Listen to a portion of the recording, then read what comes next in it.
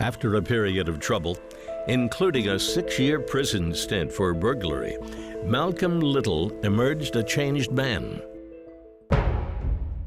He adopted the teachings of the Nation of Islam, a religious organization that pushed for black nationalism. As a member, he dropped his last name, what he called a slave name, and replaced it with the letter X. Malcolm quickly rose through the ranks, becoming a prominent and outspoken leader, with a voice that directly clashed with the mainstream civil rights movement. I'm as much against integration as the white people in New York City are, but I am also against segregation, and I'm for separation. Separation is a system whereby the schools are operated by the black man, and it involves quality education. Malcolm's rhetoric was frank. It carried a directness, derived from a long pent-up anger. This is a segregationist, racist government that's controlled by people from the South. They can't solve the race problem. Punctuated by a unique charisma, he offered a perspective that deconstructed limiting views of black America.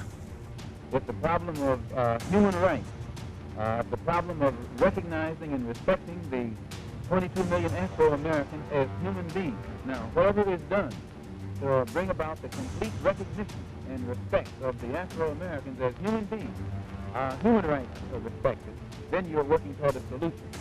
Malcolm's philosophy espoused the supremacy of blacks over whites, and unlike his contemporary, Martin Luther King Jr., he urged his followers to shake the shackles of racial injustice by any means necessary.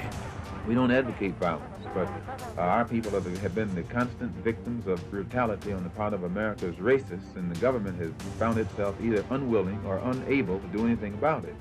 So out of necessity, we've reached a point now where our people must form self-defense units with which we can defend ourselves against the southern racists like the Ku Klux Klan, the White Citizens Councils, and others.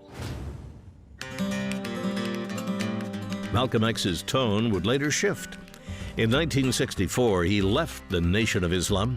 He'd grown disillusioned with their mission, which he considered to be continually at odds with any significant civil rights progress. He traveled extensively throughout the Middle East and Africa, returning to the U.S. with far less separatist views. But where his new outlook would take race relations in America, the world would never know. On February 21, 1965, Malcolm X was assassinated while speaking at the Audubon Ballroom in New York City. I saw two guys standing up, and the next thing, my next impression, it all happened very rapidly, as you can understand, is of the gunshots. And I saw Malcolm had his hand up. He said, stay cool, stay calm, or something like that. And just then, the gunfire went off, and his hand was up. I remember this. I turned around quickly, and the next thing I saw was Malcolm falling back in a dead faint. The legacy of Malcolm X remains polarizing. But underneath the fire so often associated with the man was an essential voice, one unafraid to challenge perceived norms, and one that continues to manifest itself many decades later.